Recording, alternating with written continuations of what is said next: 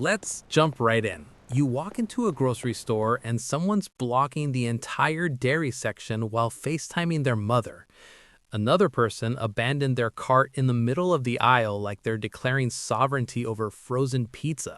Someone else is doing that thing where they walk incredibly slowly while somehow taking up maximum space. And you can't just wait. That's socially weird. But you also can't say, "Excuse me," because that requires human interaction, and you came here for food, not friendship. For people who hate grocery shopping, this social navigation is exhausting. Studies show that introverts and people with social anxiety use significantly more mental energy in crowded public spaces. You're not just shopping, you're performing an elaborate dance of avoiding eye contact, timing your movements, and pretending you don't notice that someone definitely saw you put cookies in your cart. Plus, there's the checkout anxiety. Did you pick the fast line? Is the person in front of you about to pull out 17 coupons?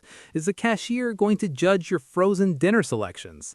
It's like playing chess, except the pieces are unpredictable humans and you lose by accidentally making eye contact. Then you get hit by analysis paralysis on steroids. Let me paint you a picture. You need peanut butter.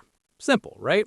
Wrong. There are 18 brands: creamy or chunky, natural or regular, organic or conventional, glass or plastic, store brand or name brand, the one with honey, the one with chocolate, the reduced fat one that somehow has more sugar.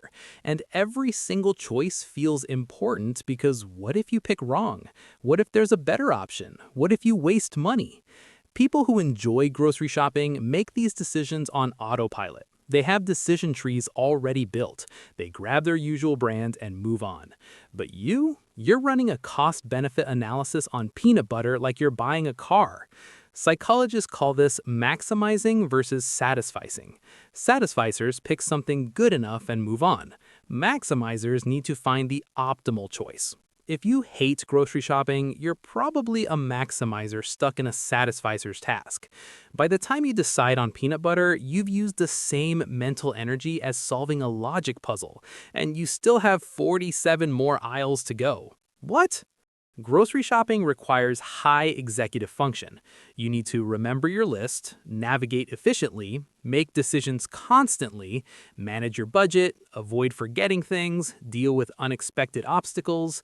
That's a lot of mental plate spinning. People with ADHD, anxiety, or depression often have compromised executive function. For them, grocery shopping isn't a chore, it's a cognitive marathon. You know that feeling when you stand in the middle of an aisle and completely forget why you're there? That's executive function brownout. Your brain's project manager just quit without notice.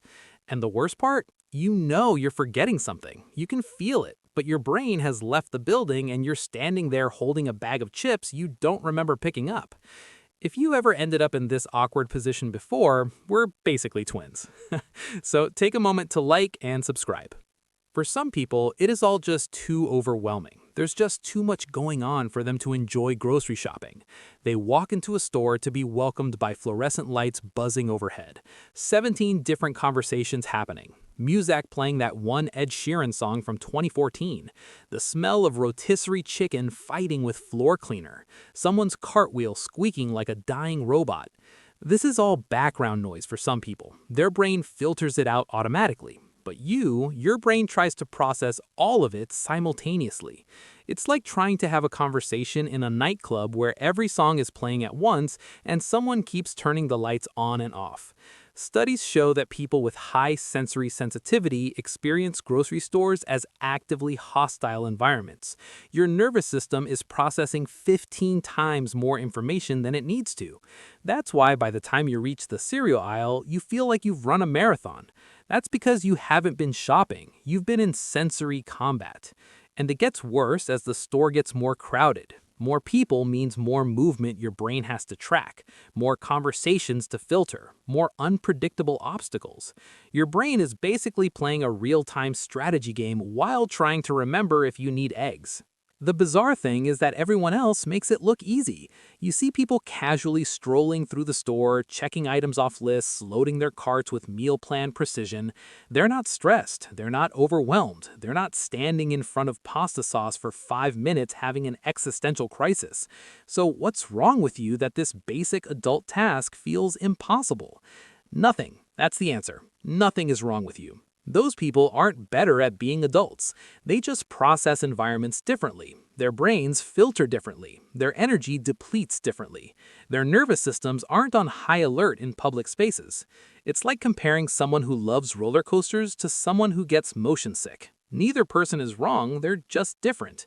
But society acts like grocery shopping should be universal and easy, like it's not a legitimate struggle. So you internalize it. You think you're broken because you can't do this one simple thing that everyone else seems to handle fine.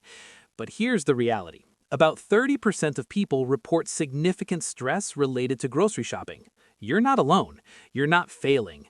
You're just incompatible with this specific task.